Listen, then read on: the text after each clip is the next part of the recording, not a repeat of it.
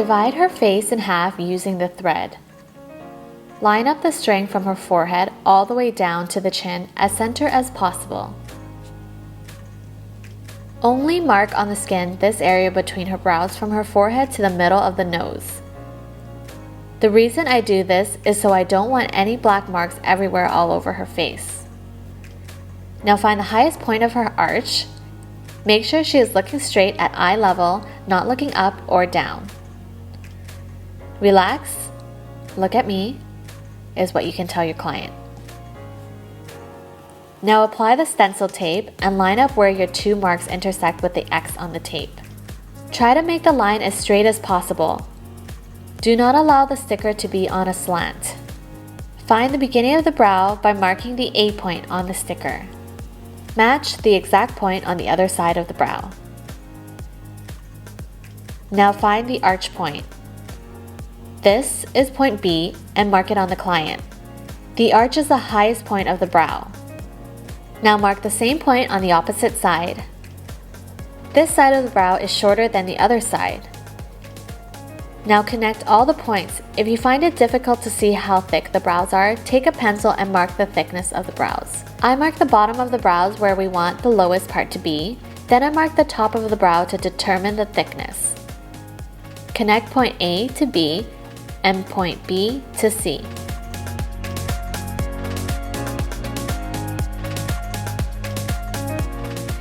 The bottom line should be parallel to the top line, or if they like a higher arch, slant the bottom line slightly upwards near the arch so that this arch area is about 0.5 to 1 millimeter smaller than the front of the brows. I will repeat what I did on the other side. Be sure that all your points on the other side are at the same numbers.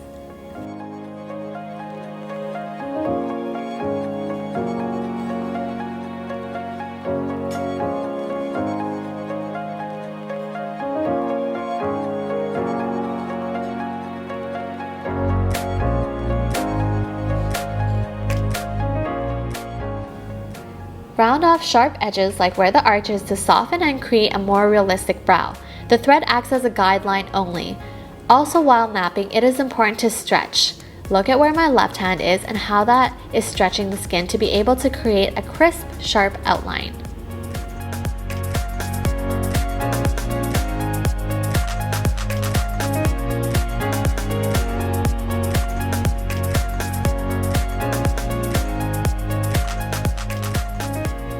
Be sure to round off the bottom of the arch. Also take the tail up slightly if needed. If you feel the brow is too thick, you are able to take the line in as little by drawing slightly inside the outline.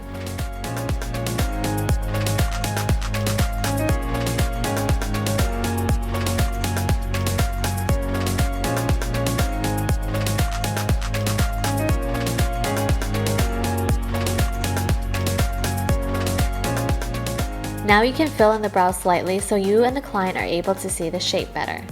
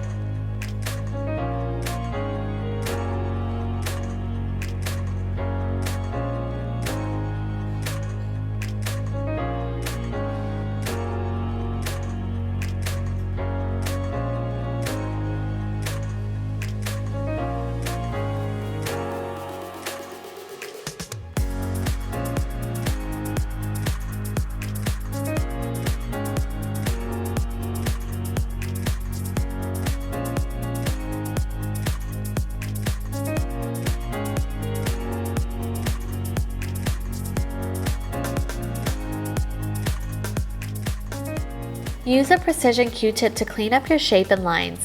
If your lines are not crisp and clean, you will be confused when you do your outline. Dip the Q-tip in a baby wipe to slightly dampen it and clean the shape. The reason I use a baby wipe and not alcohol is because it does not dry out the skin.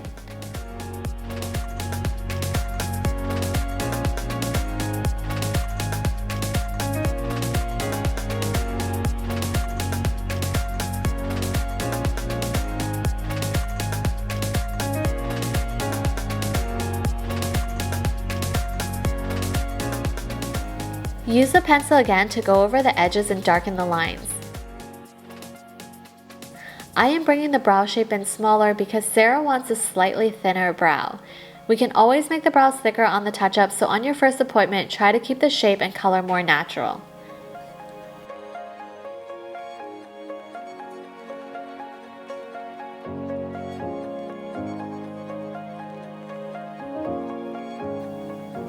Repeat the same on the opposite brows. Keep in mind, if a client has uneven bone structure, you will need to adjust accordingly.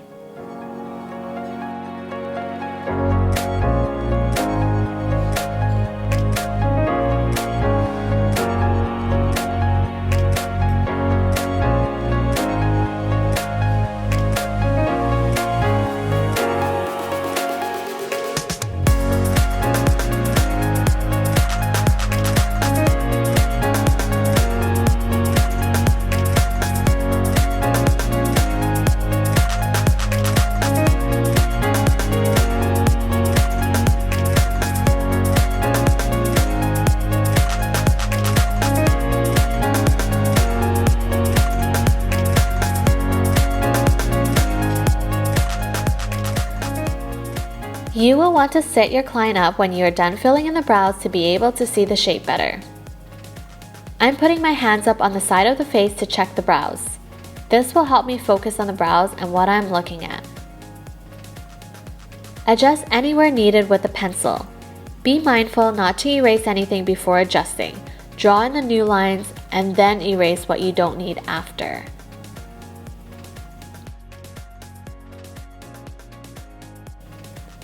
Use your phone to take a photo. This will help you see any asymmetry and check the shape better than your naked eye. Make sure the client keeps their eyes open for the picture and looking at eye level. Check all the points. Make sure the highest points match, as well as thickness and slope of the brow and tail. Sometimes when your eyes are unable to see every detail, the picture will really help you see everything objectively.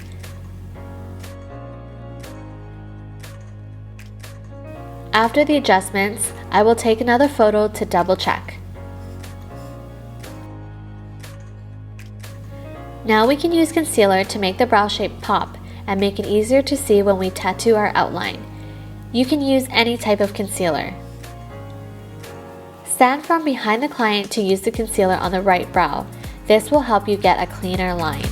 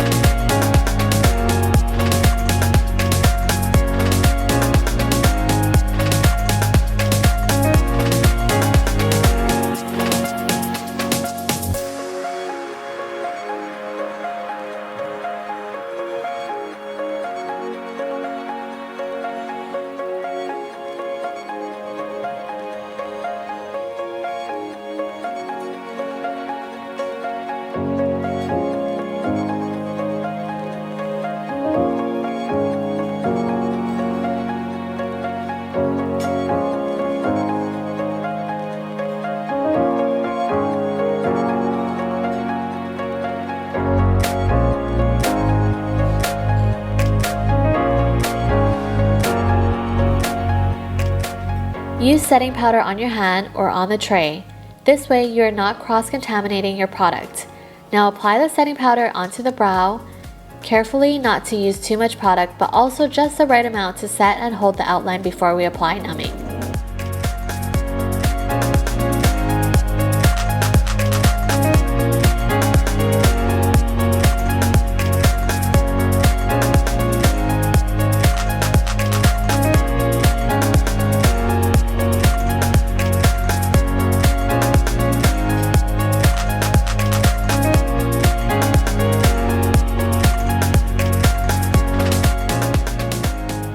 Now I only lightly wipe off a bit of the excess. And now you can apply pre-numbing cream. We recommend Senza or Dr. Numb. Put a small amount of numbing on the back of your glove or tray. Again, not to cross-contaminate your product. Using a Q-tip, do not swipe over the entire brow shape with pre-numbing. Only apply a small amount in a light dabbing motion.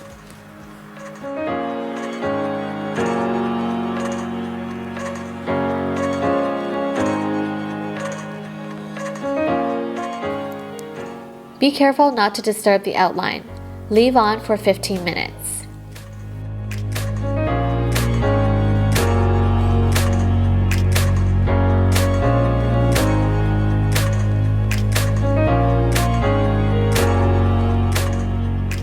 After numbing, right before starting the procedure, I use a tissue to pat dry any residual numbing cream. Ensure you are patting and not wiping so you don't lose the shape.